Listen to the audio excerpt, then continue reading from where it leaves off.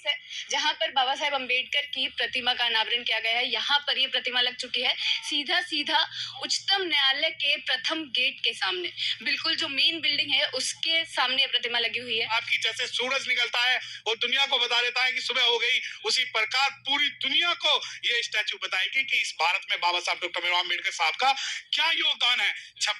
अब से पहले जो 26 नवंबर जो जाना जाता था वो लॉ डे के नाम से जाता था, कॉन्स्टिट्यूशन डे के नाम से जाना जाता था, परंतु अब अगर 26 नवंबर जाना जाएगा तो इस वजह से जाना जाएगा कि यहाँ पर बाबा साहब डॉक्टर भीमराव अम्बेडकर साहब की जो प्रतिमा का अनावरण हुआ है। नमस्कार, आप देख रहे थे जनता लाइव, मैं हूं आप साथ रवीना। देश की उच्चतम न्यायालय में जो संविधान के बेस पर ही चलती है, संविधान उसकी आत्मा है, हर कानून उसके तरीके से चलता है, वहां पर संविधान निर्माता बाबा साहेब अम्बेडकर की प्रतिमा का ना होना एक व्यंग्यपूर्ण सा लगता था। लेकिन आज 26 नवंबर संविधान दिवस के मौके पर उस कमी को भी पूरा कर दिया गया है और बाबा साहेब की एक बेहद सुंदर प्रतिमा जिसमें उन्होंने वकील की वेशभूषा धारण कर रखी है और एक हाथ में संविधान की पुस्तक पकड़ रखी है, उसका अनावरण राष्ट्रपति महामहिम द्रौपदी मुर्मू द्वारा कर दिया गया है। हम सुप्रीम कोर्ट में ही अभी मौजूद हैं, उसी के परिसर के बाहर है जहां वो प्रतिमा लगी है। पीछे जो मेन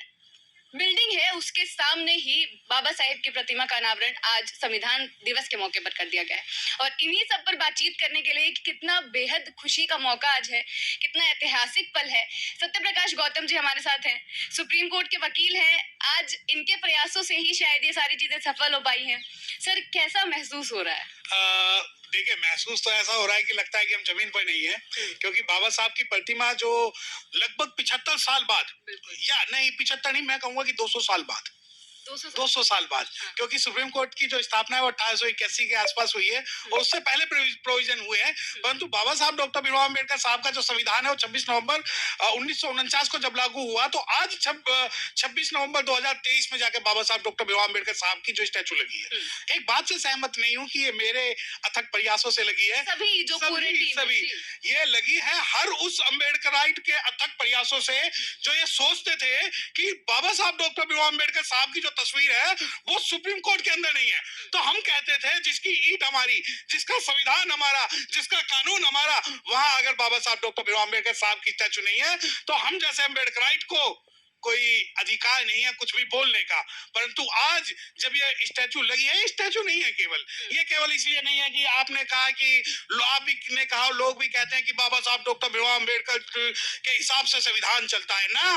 बाबा साहब डॉक्टर भीमराव अम्बेडकर साहब के हिसाब से सिर्फ संविधान नहीं चलता, पूरा भारत चलता है, पूरे भारत की हर एजेंसी चलती है। परंतु ये स्टैचू लगानी इसलिए जरूरी थी कि जब लोग हमें चैलेंज करते थे कि बाबा साहब डॉक्टर भीमराव अम्बेडकर जो है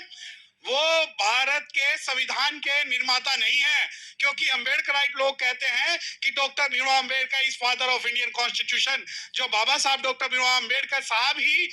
जो है संविधान के असली निर्माता है, तो उसपे बहुत सारे अनगरल लोग आते हैं और वो कहते हैं नहीं, बाबा साहब ने संविधान नहीं बनाया, वो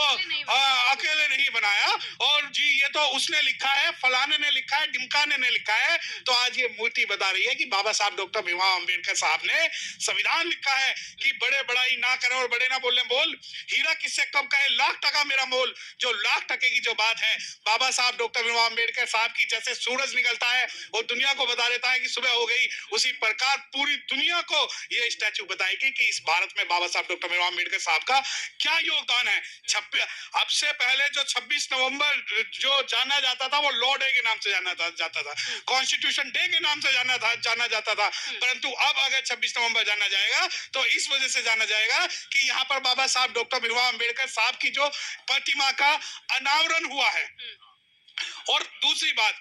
बाबा साहब डॉक्टर भीमराव अम्बेडकर साहब की स्टैचू जो है वो ऐतिहासिक भी है और अथक प्रयासों से भी हुई है, क्योंकि संविधान का मायने ये है कि बाबा साहब डॉक्टर भीमराव अम्बेडकर साहब का जो संविधान है वो केवल किसी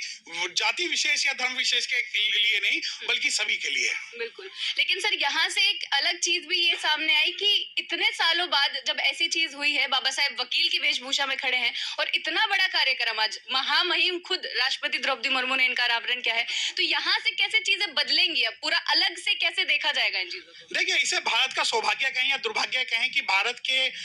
सुप्रीम कोर्ट में 75 साल बाद जो है बाबा साहब डॉक्टर भीमराव अम्बेडकर साहब की स्टैचू लगी है। अभी कुछ दिनों पहले मद्रास के एक रजिस्ट्रार ने बाबा साहब डॉक्टर भीमराव अम्बेडकर साहब की जो स्टैचू है वो हटा दी थी। तो ये जो महामहिम राष्ट्रपति द्रौपदी मुर्मू जी को जिन्हें नई पार्लियामेंट में नहीं बुलाया गया, उनको आज संविधान के निर्माता बाबा साहब डॉक्टर भीमराव अम्बेडकर साहब के जो स्टैचू है उसके अनावरण के लिए चीफ जस्टिस ऑफ इंडिया साहब ने सुप्रीम कोर्ट में बुलाया। तो ये संविधान की ताकत है कि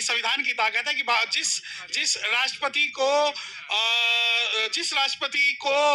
पार्लियामेंट में नहीं बुलाते, मंदिर में नहीं घुसने देते, बाबा साहब डॉक्टर भीमराव अम्बेडकर साहब के संविधान के द्वारा ही उनके आज सुप्रीम कोर्ट के प्रांगण में बाबा साहब की प्रतिमा का स्टैचू किया। तो मतलब ये आज से एक अलग चीज, एक अलग माहौल सुप्रीम कोर्ट में भी होगा। जो भी लोग यहाँ पर आएंगे, कहीं ना कहीं से शुरुआत यहीं से होने वाली है, क्योंकि यहीं से अंदर घुसने वाले हैं और शुरुआत बाबा साहेब की मूर्ति से होगी। तो इससे बढ़िया जो एक संविधान के लिए एक उच्चतम न्यायालय, देश की सबसे उच्चतम न्यायालय, हर एक नागरिक सुप्रीम कोर्ट की तरफ देखता है, उसके लिए एक बदलाव का दिन। बिल्कुल बदलाव का नहीं, ऐतिहासिक दिन है कि आज जो भी सुप्रीम कोर्ट में आएगा सिर्फ न्याय के लिए नहीं आएगा, बल्कि वो ये फील करने भी आएगा कि ये जो सुप्रीम कोर्ट और संविधान है ये बाबा साहब डॉक्टर भीमराव अम्बेडकर साहब का बना हुआ है। चलिए, ये एक